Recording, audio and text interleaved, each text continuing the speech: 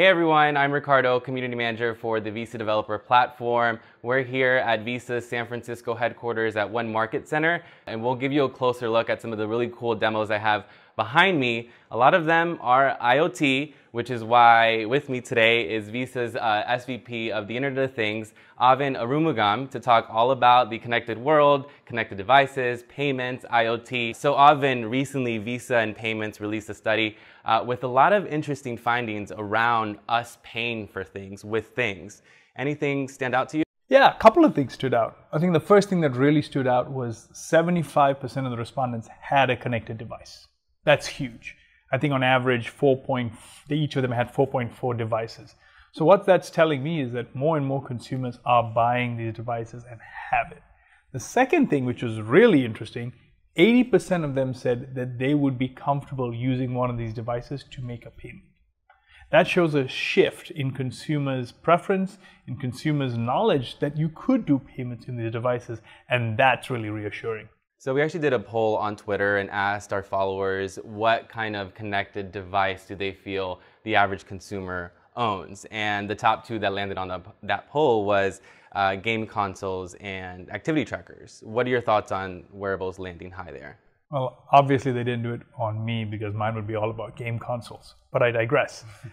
Wearables are moving from just novelty to an integral part of daily life, right? And when you incorporate payments into these wearables, you can actually take advantage of all those different buying opportunities that happen throughout the day, right? So we believe wearables are on a rocket ship to kind of really embrace this whole payment experience in these devices.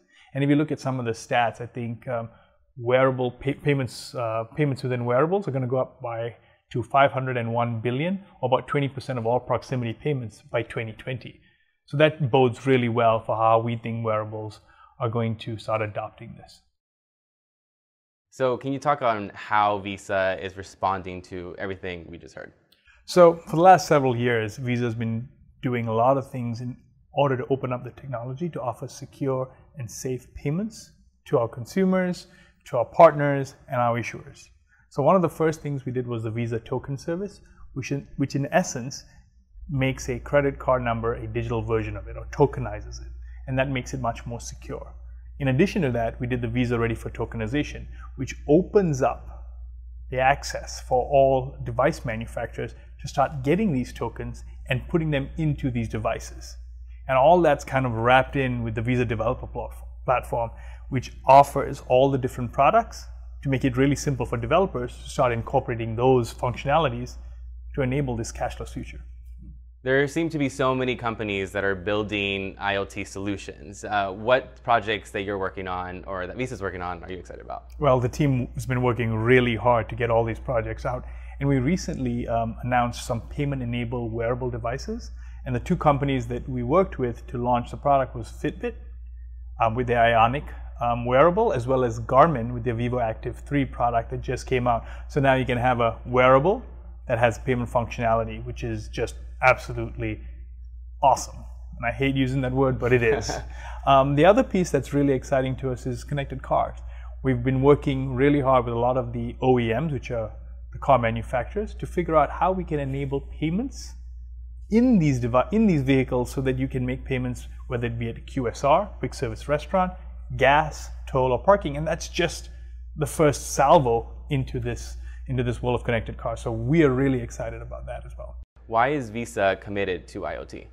Well, if you look at all the different stats and the numbers out there, there's going to be about 20 to 30 billion connected devices by 2020. That's a lot of connected devices. And if you think about what the message of IoT is, it's about helping people and businesses solve problems using technology in a really elegant way.